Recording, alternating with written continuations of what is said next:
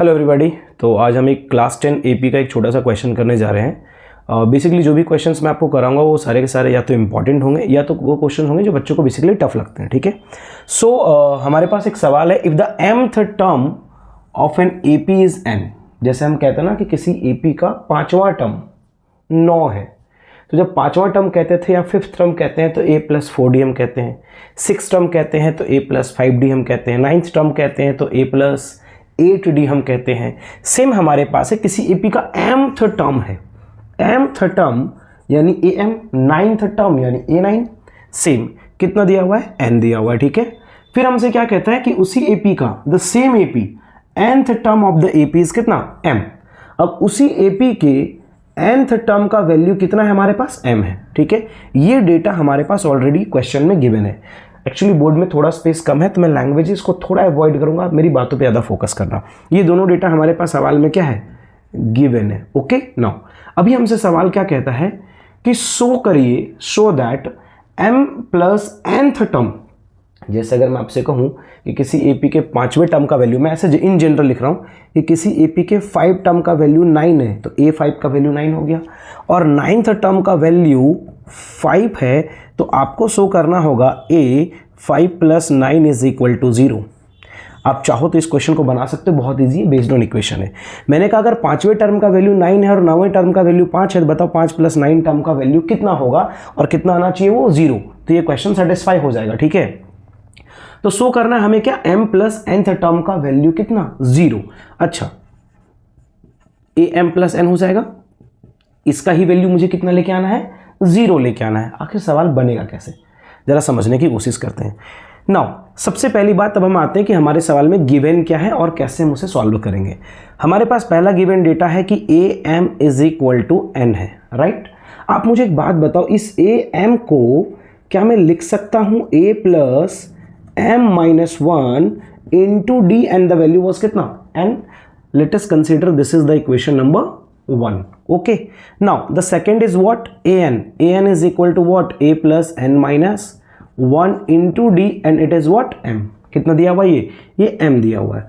तो हमसे सवाल ने पहले बोला था कि mth टर्म का वैल्यू n है और nth टर्म का वैल्यू m है। अब देखो दो तरीके हैं, या तो आप इक्वेट करके बना लो LHS को LHS से, RHS को RHS से, या तो फिर आप क्या करो, या तो फिर आप सबसे अच्छा काम करो कि इक्वेशन को सब्सट्रैक्ट कर दो, बेसिकली जैसे जनरल इक्वेशन लोग बनाते हैं वैसे। अब अगर मैं सब्सट्रैक्ट कर दूं, यानी इक्वेशन 1 में इक्वेशन 2 को मैं सब्सट्रैक्ट करने का सोचूं तो ये प्लस चेंज कर जाएगा माइनस में, प्लस चेंज कर जाएगा माइनस में, और प्लस चेंज कर जाएगा माइनस में। तो ये a से कैंसल आउट हो जाएगा।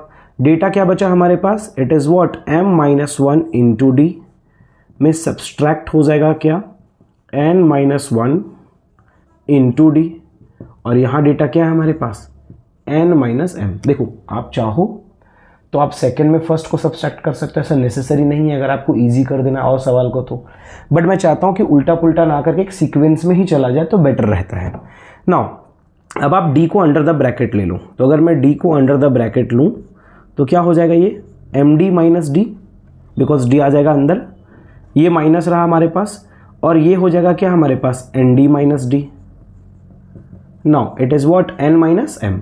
अगर मैं इस माइनस को अंदर ले जाऊं, ठीक है, तो ये होगा md - d तो था ही, ये हो जाएगा माइनस में nd और minus minus plus d is equal to n - m। Okay correct. Now अभी इन दोनों में से ये प्लस डी माइनस डी हमारा कैंसिल हो जाएगा, और इन दोनों में से अगर मैं d को कॉमन निकाल ही लूँ तो क्या रिलेशन निकल के आएगा, m - n and it is what, n - m। अब आप मुझे एक बात बताओ, ये जो n - m है, ये m - n था, मैं इसको पलट दूँ तो क्या मैं लिख सकता हूँ -m + n, या अगर मैं सीधा सीधी माइनस कॉमन ही निकाल लूँ एज यू विश। ठीक है, तो ये प्लस n किस में हो जाएगा, -n में, और ये माइनस वाला प्लस में, m - n, ये डेटा कट जाएगा तो d की वैल्यू हमारे पास कितनी आ जाएगी, -1 आ जाएगा। अब d के साथ साथ मुझे दूसरा वेरिएबल भी फाइंड आउट करना होगा, विच इज़ व्हाट, a। मुझे a का वैल्यू भी चाहिए। अभी a का वैल्यू कैसे आएगा, मैं दोनों में से किसी इक्वेशन में पुट कर दूंगा d का वैल्यू, तो हमारे पास a का रिजल्टेंट आ जाएगा। तो अगर मैं पुट कर देता हूं, ठीक है, putting the value of D is equal to -1 in equation 1। Okay, मैं इक्वेशन 1 में डी का वैल्यू पुट कर देता हूं। अभी हमारे पास इक्वेशन 1 क्या था, it was a plus m minus 1 into D is equal to n। अब ये जो d का रिजल्टेंट था, इस d का वैल्यू मैं यहां अगर पुट कर दूं तो क्या होगा, -1 इज इक्वल टू n। अब आप मुझे एक बात बताओ, क्या ये रिलेशन ये निकल के आएगा a प्लस या a plus minus m plus 1 is equal to n?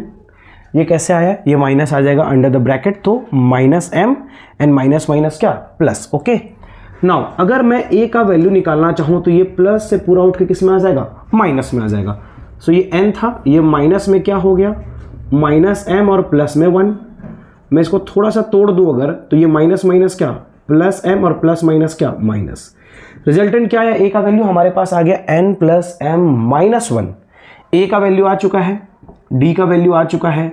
अब इस a और d का वैल्यू आप यहाँ पुट कर दो, अगर 0 आया तो सेटिस्फाइड, अगर नहीं आया तो सेटिस्फाई नहीं करेगा। a m प्लस n का मुझे वैल्यू चाहिए था, a m प्लस n का मुझे वैल्यू चाहिए था। कैसे आएगा, मैं बोलूँगा a 9 का वैल्यू चाहिए था, a प्लस 8d है ना, तो मैं यहाँ पे सेम करूँगा, मैं यहाँ कर दूँगा m प्लस n माइनस में 1 इंटू में d, राइट। चलो a plus m plus n और ये माइनस में 1 था अपने पास। एक चीज़ देखो जरा, एक चीज़ बढ़िया से जरा ध्यान से देखना, ठीक है।